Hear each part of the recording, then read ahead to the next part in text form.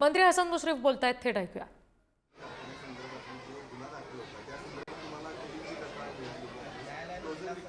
का परमेश्वर महान आहे. त्यानंतर गोरगरिबांचा आशीर्वाद, मला वाटते त्याच्यामुळं हे सगळं झालेलं आहे. मी या सर्व परमेश्वराचे आभार मानेन. छत्रपती राजे शाहू महाराजांच्या जयंतीच्या पूर्वसंध्येला आणि वारी चालू असताना हा दिलासा मला मिळाला. असं म्हणतात की आंधळ्याच्या गायी देव राखतो, त्यामुळे माझ्या गायीसुद्धा परमेश्वर राखत असावा. एकीकडे तुम्हाला दिलासा मिळाला असतो तर दुसरीकडे त्यांनी या संदर्भात आरोप केले होते, सातत्यानं आपल्याला लक्ष केलं होतं. त्यांना आता या संपूर्ण निकालानंतर काय केलं नाही, मला काय त्याबद्दल बोलायचं नाही. मी परमेश्वराचे आभार मानतो.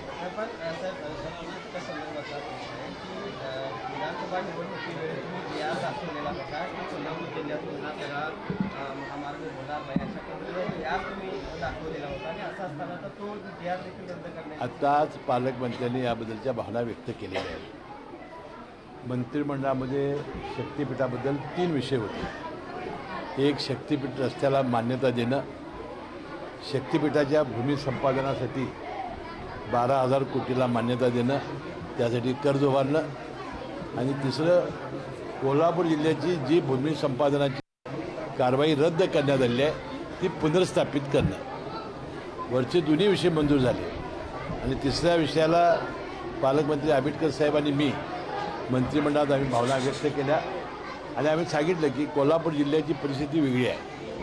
आपले शेतकरी हे अल्पभूधारक आहेत, फार जिद्दीनं शेती करणारे आहेत, बागायती क्षेत्र आमचं आहे आणि या जमिनी या शेतकऱ्यांच्या काळजाचे तुकडे झालेले आहेत. त्यामुळे या जमिनी सहजासहजी द्यायला शेतकऱ्यांचा प्रचंड विरोध आहे.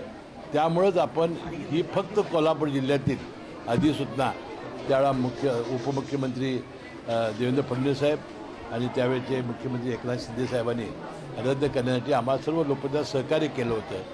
आणि आम्ही हेही मांडलं की लोकसभेला शाहू महाराज इथं उपस्थित आहेत.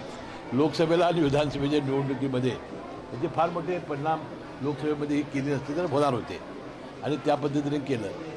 मुख्यमंत्री महोदय म्हणाले की बाबा, हे खरं जरी असलं तरी समृद्धी महामार्गामुळं राज्याचा जो विकास झालेला आहे त्या विकासानं जमिनीच्या किमती वाढत आहेत, पेट्रोल पंप, इतर सुविधा तयार होत आहेत, बेरोजगारांना काम मिळतं आहे.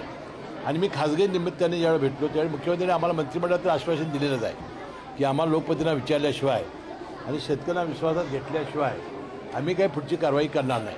परंतु ते पुढेही म्हणाले की जवळजवळ कोल्हापूर जिल्ह्यातील मी साक्षीदार आहे, तुम्ही साक्षीदार आहात, तेवढे 200-300 लोक शेतकरी आमच्या जमिनी घ्या आणि आम्हाला 5 पट मोबदला द्या, अशा प्रकारे येऊन त्यांनी त्या दिवशी विमानतळावर त्यांना सांगितलं होतं. आपण बघतोय साखर कारखान्यामध्ये कथित गैरव्यवहार प्रकरणामध्ये मुश्रीफांना क्लीन चिट मिळाली आणि त्याबाबत ते बोलत होते.